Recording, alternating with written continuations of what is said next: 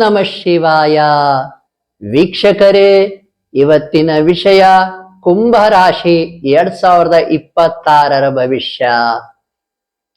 ಕುಂಭರಾಶಿ ಅಂದ್ರೆ ಧನಿಷ್ಠ ನಕ್ಷತ್ರದ 3-4ನೇ ಪಾದಗಳು, ಶತಭಿಷ ನಕ್ಷತ್ರ ಮತ್ತು ಪೂರ್ವಾಭಾದ್ರ ನಕ್ಷತ್ರದ 3 ಪಾದಗಳು.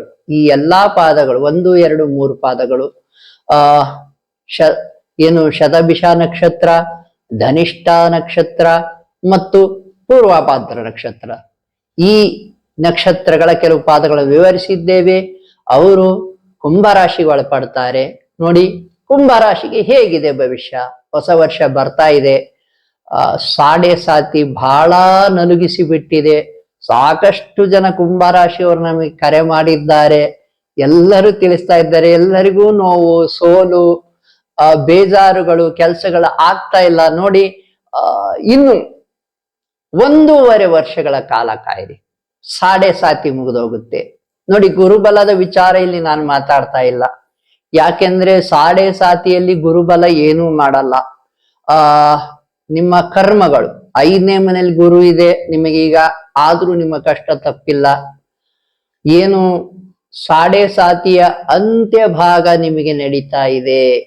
ಅಂತ್ಯ ಭಾಗ ಏನು ಮನೆಯಲ್ಲಿ ಕಿರಿಕಿರಿಗಳಾಗಬಹುದು, ದುಡ್ಡಿನ ಆಲ್ಮೋಸ್ಟ್ ಕಟ್ ಆಗ್ಬಿಡ್ಬೋದು. ದುಡ್ಡಿನ ಏನು ಫ್ಲೋ ಇರುತ್ತೆ ಅದು ಕಟ್ ಆಗ್ಬಿಡ್ಬೋದು, ನಿಂತು ಬಿಡಬಹುದು.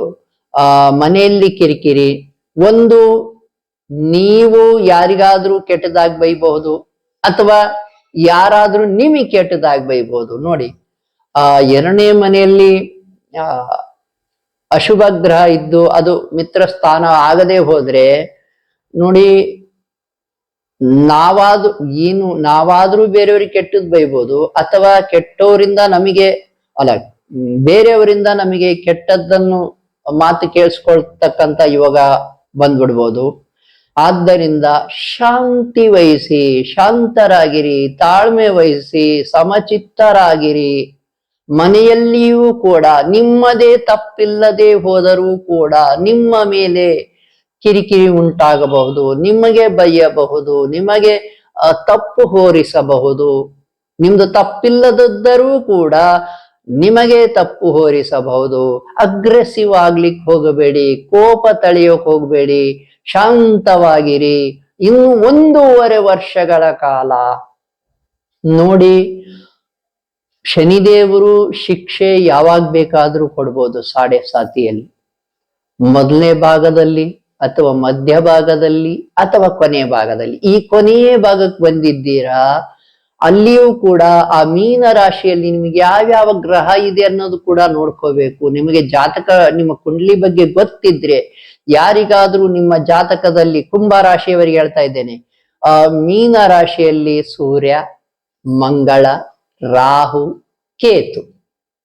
ನೋಡಿ, ರಾಹು ಕೇತು ಇದ್ರಂತೂ ಕೂಡ ನಿಮ್ಮ ತಂದೆ ಅಥವಾ ನಿಮ್ಮ ಹಿರಿಯರು, ಅಜ್ಜ, ಯಾರಾದ್ರೂ ಆಗಿರ್ಬೋದು, ನೀವು ಒಟ್ಟು ನಿಮ್ಮ ಮನೆಯಲ್ಲಿ ಹಿರಿಯವರಿಗೆ ಆರೋಗ್ಯ ತೊಂದರೆ ಆಗಬಹುದು ರಾಹು ಕೇತು ಅಲ್ಲಿದ್ರೆ. ಸಾಕಷ್ಟು ರಿಸರ್ಚ್ ಮಾಡಿ ಹೇಳ್ತಾ ಇದ್ದೇನೆ, ನೀವು ನೋಡ್ಕೊಳ್ಳಿ. ಕುಂಭರಾಶಿಯವರು ರಾಹು ಕೇತು ಏನಾದ್ರೂ ನಿಮಗೆ ಮೀನರಾಶಿಯಲ್ಲಿದ್ರೆ ನಿಮ್ಮ ಹಿರಿಯರಿಗೆ, ಪಿತೃಗಳಿಗೆ ತೊಂದರೆ ಆಗಬಹುದು. ನಿಮ್ಮ ಅಜ್ಜ, ಅಜ್ಜಿ, ತಂದೆ, ತಾಯಿ ಎಲ್ಲರ ಆರೋಗ್ಯವನ್ನ ಸ್ವಲ್ಪ ಗಮನವಿಟ್ಟು ನೋಡಿಕೊಳ್ಳಿ. ಆಗಾಗ್ಗೆ ಪರೀಕ್ಷೆ ಮಾಡಿಸಿ ಸ್ವಲ್ಪ ಆರೋಗ್ಯದ ಬಗ್ಗೆ, ಅಥವಾ ಬೇರೆ ರೀತಿ ಅವರಿಗೆ ಇನ್ಯಾವುದಾದ್ರೂ ತೊಂದರೆ ಆಗಿಬಿಡಬಹುದು. ಸೂರ್ಯ ಅಥವಾ ಮಂಗಳ ಇದ್ದಂತ ತಿಳ್ಕೊಳ್ರಿ, ಅದು ನಿಮಗೆ ತೊಂದರೆ ಆಗಿಬಿಡಬಹುದು. ಸೂರ್ಯ ಇದ್ರೆ, ಮತ್ತೆ ಹೇಳ್ತೀನಿ, ಮೀನ ರಾಶಿಯಲ್ಲಿ ಸೂರ್ಯ ಇದ್ರೆ, ಮತ್ತೆ ಸಾಕಷ್ಟು ವಿಡಿಯೋಗಳನ್ನು ಬಿಟ್ಟಿದ್ದೇನೆ. ಯಾರು ಮಾರ್ಚ್ 15ರಿಂದ ಏಪ್ರಿಲ್ 15, ಹೆಚ್ಚು ಕಡಿಮೆ ಒಂದಿನ ಹೆಚ್ಚು ಕಡಿಮೆ, ಮಾರ್ಚ್ 15ರಿಂದ ಏಪ್ರಿಲ್ 15 ಒಳಗೆ ಹುಟ್ಟಿರ್ತಾರಲ್ಲ ಕುಂಭರಾಶಿಯವರು, ಈಗ ಹೇಳ್ತಾ ಇದ್ದೇನೆ, ಎಲ್ಲರಿಗೂ ಕೂಡ, ಜಗತ್ತಿನ ಎಲ್ಲರಿಗೂ ಕೂಡ ಮಾರ್ಚ್ 15ರಿಂದ ಏಪ್ರಿಲ್ 15 ಒಳಗಡೆ ಹೆಚ್ಚು ಕಡಿಮೆ ಹುಟ್ಟಿದವರಿಗೆ ಸೂರ್ಯ ಮೀನ ರಾಶಿಯಲ್ಲಿರ್ತಾನೆ.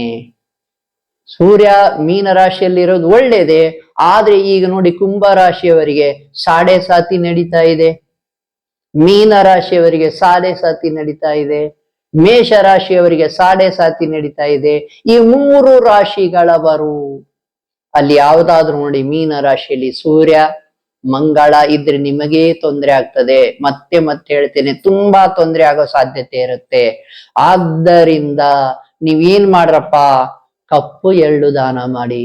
ನೋಡಿ, ಮೀನ ರಾಶಿಯಲ್ಲಿ ಶನಿದೇವರು ಬಂದಾಗ ಕಪ್ಪು ಎಳ್ಳು ದಾನ ಮಾಡುವುದರ ಹೊರತು, ಅಥವಾ ಕಪ್ಪು ವಸ್ತ್ರ ದಾನ ಮಾಡುವುದರ ಹೊರತು, ಅಥವಾ ಅನಾಥಾಶ್ರಮಗಳಿಗೆ, ವಿಶೇಷ ಚೇತನರಿಗೆ ಪುಳಿಯೋಗರೆ ದಾನ ಮಾಡಿ, ಇನ್ನು ಮಾಡಿದ್ರ ಹೊರತು ಬೇರೆ ವಿಷಯ ಇಲ್ಲ.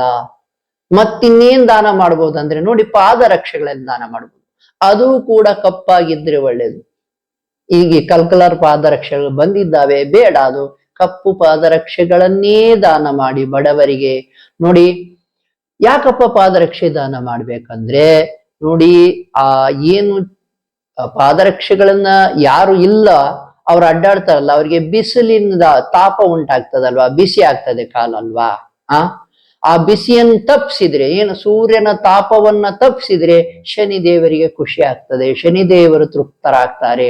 ಅವ್ರ ಪಾದರಕ್ಷೆಗಳನ್ನ ಹಾಕೊಂಡು ಅಡ್ಡಾಡ್ಬಿಟ್ರೆ ಅವ್ರಿಗೆ ಕಾಲು ಬಿಸಿ ಆಗಲ್ಲ. ಅಂದ್ರೆ ಸೂರ್ಯನ ಶಾಖದ ಬಿಸಿ ಅವರಿಗೆ ತಟ್ಟಲ್ಲ. ಆಗ ಶನಿದೇವರಿಗೆ ತೃಪ್ತಿ ಆಗ್ತದೆ. ಶನಿದೇವರಿಗೂ ಸೂರ್ಯ ದೇವರಿಗೂ ಆಗಿ ಬರುವುದಿಲ್ಲ, ಇವೆರಡು ಶತ್ರು ಗ್ರಹಗಳು. ಆದ್ದರಿಂದ ಪಾದರಕ್ಷೆಗಳನ್ನು ದಾನ ಮಾಡಬಹುದು. ಅಥವಾ ಏನು ಕೊಡೆ ಅಂತಿದ್ವಿ, ಅಂಬ್ರೆಲಾ, ಛತ್ರಿ ಅಂತ ಕರಿತೀವಿ, ಅದು ಕೂಡ ಕಪ್ಪು ಛತ್ರಿಯನ್ನೇ ದಾನ ಮಾಡಬೇಕು, ಕಪ್ಪು ಕೊಡೆಯನ್ನ. ಈಗ ಕಲರ್ ಬಂದಿದಾವೆ, ಅವು ಬೇಡ, ಕಪ್ಪು ಕೊಡೆಯನ್ನೇ ದಾನ ಮಾಡಿ. ಆಗಲೂ ಕೂಡ ಬಿಸಿಲಿನಿಂದ ರಕ್ಷಣೆ ಅವ್ರು ಪಡ್ಕೊಂಡ್ರೆ ಶನಿದೇವರು ಮತ್ತೆ ತೃಪ್ತರಾಗ್ತಾರೆ.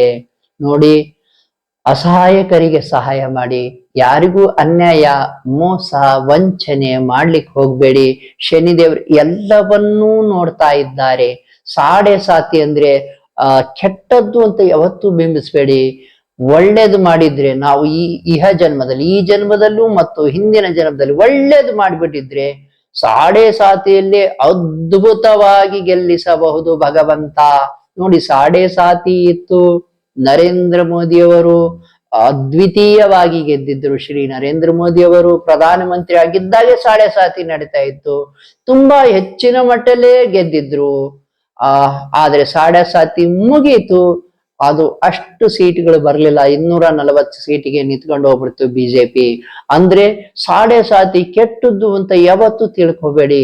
ಎಲ್ಲರಿಗೂ ಒಳ್ಳೇದ್ ಮಾಡಿದ್ರೆ, ಅದರಲ್ಲೂ ಕೂಡ ಅಸಹಾಯಕರಿಗೆ, ಅನಾಥರಿಗೆ ಮತ್ತು ಏನು ವಿಶೇಷ ಚೇತನರಿಗೆ, ಅದರಲ್ಲೂ ನೋಡಿ, ಶನಿದೇವರು ವಿಶೇಷ ಚೇತನಿಗೆ ನೀವೇನಾದ್ರೂ ಸಹಾಯ ಮಾಡಿಬಿಟ್ರೆ ಶನಿದೇವರು ತುಂಬಾ ತೃಪ್ತರಾಗ್ತಾರೆ. ಕುಂಭರಾಶಿಯವರು ಸಾಡೆ ಸಾತಿ ನಡೀತಾ ಇದೆ, ಗುರು 5ನೇ ಮನೆಯಲ್ಲಿದ್ರೂ ಕೂಡ ನಿಮಗೆ ತೊಂದರೆ ಬಹಳ ಇರ್ತದೆ. ಮತ್ತೊಂದು ವಿಷಯ ಹೇಳ್ತೀನಿ ನೋಡಿ, ಜೂನ್ ನಂತರ ಗುರು ಕೂಡ 6ನೇ ಮನೆಗೆ ಹೋಗ್ಬಿಡ್ತಾರೆ. ಕುಂಭರಾಶಿಯಿಂದ 6ನೇ ಮನೆಗೆ ಹೋಗ್ತಾರೆ, ಅಲ್ಲಿ ಉಚ್ಚರಾಗಿರ್ತಾರೆ, ಅಂದ್ರೆ ತುಂಬಾ ಪ್ರಬಲರಾಗಿರ್ತಾರೆ. ನೋಡಿ, ಸಾಡೆ ಸಾತಿ ಇದೆ, 2ನೇ ಮನೆ ಶನಿದೇವರು ಮತ್ತು 6ನೇ ಮನೆಯಲ್ಲಿ ಗುರು ಆಗ್ತಾನೆ ಜೂನ್ ನಂತರ, ಜೂನ್ ಫಸ್ಟ್ ವೀಕ್ ನಂತರ. ಆಗ ಇನ್ನೂ ತೊಂದರೆಯಾಗಬಹುದು. ಆಗ ಮತ್ತೆ ವಿಡಿಯೋ ಮಾಡಿಬಿಡುತ್ತೇವೆ. ನೀವು ಇನ್ನೂ 1.5 ವರ್ಷಗಳ ಕಾಲ ಸಾಡೆ ಸಾತಿ ಪ್ರಯುಕ್ತ ನೀವ್ ಏನ್ ಮಾಡ್ಬೇಕಪ್ಪ, ಕಪ್ಪು ಎಳ್ಳು, ಕಪ್ಪು ವಸ್ತ್ರವನ್ನ ಪದೇ ಪದೇ ತಿಂಗಳಿಗೊಮ್ಮೆ ದಾನ ಮಾಡಿ. ಇಲ್ಲಪ್ಪ ವಾರಾನೂ ಕೊಡ್ಲಿಕ್ಕೆ ನಮ್ ಶಕ್ತರಿದ್ದೇವೆ ಅಂದ್ರೆ ವಾರಾನೂ ಕೊಡಿ, ವಾರ ಶನಿವಾರವಾದ್ರೂ ಕೊಡಿ, ಗುರುವಾರವಾದ್ರೂ ಕೊಡಿ, ಸೋಮವಾರವಾದ್ರೂ ಕೊಡಿ. ಸೋಮವಾರ ಕೊಟ್ರೆ ಶಿವನ ದೇವಸ್ಥಾನಕ್ಕೆ ಕೊಡಿ, ಶನಿವಾರ ಕೊಟ್ರೆ ಆಂಜನೇಯ ಸ್ವಾಮಿ ದೇವಸ್ಥಾನಕ್ಕೆ ಕೊಡಿ. ನೋಡಿ, ಅಥವಾ ಅರ್ಚಕರಿಗಾಗ್ಲಿ, ಶಾಸ್ತ್ರಿಗಳಿಗಾಗ್ಲಿ, ಯಾರಿಗೆ ಕೊಡ್ಬೇಕು ಅನ್ಸುತ್ತೋ ನೀವು ಕೊಡಿ. ಕೊಡುವಾಗ ಒಂದಿಷ್ಟು ದಕ್ಷಿಣೆಯನ್ನಿಟ್ಟು ಕೊಟ್ಟು ಬಿಡಿ, ಭಗವಂತ ನಿಮಗೆ ಅನುಗ್ರಹಿಸ್ತಾನೆ. ಏನು ತೊಂದರೆ ಏನ್ ಬರ್ಬೇಕು ಅದು ತೊಂದರೆ ಕಡಿಮೆ ಪ್ರಮಾಣದಲ್ಲಿ ಬರುತ್ತೆ. ನಿಮಗೆ ಗೆಲ್ಲುವ ಶಕ್ತಿಯನ್ನು ಕೂಡ ಭಗವಂತನೇ ಕೊಡ್ತಾನೆ. ಈ ಸಾಡೆ ಸಾತಿಯಿಂದ ತಪ್ಪಿಸ್ಕೊಳ್ಳಕ್ಕೆ ನೋಡಿ, ಆಂಜನೇಯ ಸ್ವಾಮಿ ದೇವಸ್ಥಾನ ದರ್ಶನ ಮಾಡ್ತೇರಿ ಶನಿವಾರ ಸಾಯಂಕಾಲದ ನಂತರ ಕತ್ಲಾದ್ಮೇಲೆ. ಹಾಗೆ ಶಿವಾಲಯಗಳಲ್ಲಿ ಶಿವನಿಗೆ ರುದ್ರಾಭಿಷೇಕಗಳನ್ನ ಮಾಡೋದು ಕಲೀರಿ. ಇಲ್ಲಪ್ಪ ನಾವು ಶಕ್ತರಿಲ್ಲ ಅಂದ್ರೆ ಮನೆಯಲ್ಲಿಯೇ ಮಾಡಬಹುದು ಅಥವಾ ಶಿವಾಲಯಗಳಲ್ಲಿಯೇ ಮಾಡಬಹುದು. ನೋಡಿ ನಮ್ಮ ಹಳ್ಳಿಗಳಲ್ಲಿ ಶಿವಾಲಯಗಳಲ್ಲಿ ಬಿಡ್ತಾರೆ, ನಾವೇ ಹೋಗಿ ಮಾಡಬಹುದು. ಏನು ಖರ್ಚು ಬರಲ್ಲ, 10 ರೂಪಾಯಿ ಕೂಡ ಖರ್ಚು ಬರಲ್ಲ. ಇಲ್ಲ ನೀವು ಬಹಳ ಶಕ್ತರಿದ್ರಿ ಅಂದ್ರೆ ಶತರುದ್ರಾಭಿಷೇಕವನ್ನೇ ಮಾಡಿಸ್ಬಿಡಿ ಶಾಸ್ತ್ರಿಗಳ ಮುಖೇನ. ಒಟ್ಟು ಕುಂಭರಾಶಿಯವರು ಸ್ವಲ್ಪ ತಾಳ್ಮೆಯಿಂದ ಇರಿ. ವೇಟ್, ತುಂಬಾ ಒಳ್ಳೆ ಸಮಯ ಬರುತ್ತೆ ನಿಮಗೆ ಮುಂದೆ. ವೀಕ್ಷಕರೇ, ಈ ವಿಡಿಯೋವನ್ನು ಮುಗಿಸಕ್ಕಿಂತ ಮುಂಚೆ ನಮ್ಮ ಜ್ಯೋತಿಷ್ಯ ಜೈ ಹೋ ಯೂಟ್ಯೂಬ್ ಚಾನಲ್ಗೆ ತುಂಬಾ ಅಭಿಮಾನ ತೋರಿಸಿದ್ದೀರಾ, ಎಲ್ಲರಿಗೂ ಧನ್ಯವಾದಗಳು. ಯಾರಿಗಾದ್ರೂ ಜಾತಕ ರೀತ್ಯ ಅಥವಾ ಮಾಟ ಮಂತ್ರ ತೊಂದರೆ ಇದ್ರೆ ಅಥವಾ ಇನ್ನೇನಾದ್ರೂ ತೊಂದರೆ ಇದ್ರೆ, ಯಾವ ರೀತಿ ಸ್ತ್ರೀ ಶಾಪಗಳು, ಪಿತೃದೋಷಗಳು ಅಥವಾ ನಿಧಿ ಶೋಧನೆ ಮಾಡಿ ಏನು ಪಾಪ ಕರ್ಮ ಪಡ್ಕೊಂಡಿರ್ತೀರ, ಕರ್ಮ, ಅವು ಯಾವುದೇ ರೀತಿ ತೊಂದರೆ ಇದ್ರು ನಮಗೆ ಕರೆ ಮಾಡಬಹುದು, ನಾವು ಸಲಹೆ ನೀಡ್ತೇವೆ. ಶುಭವಾಗಲಿ.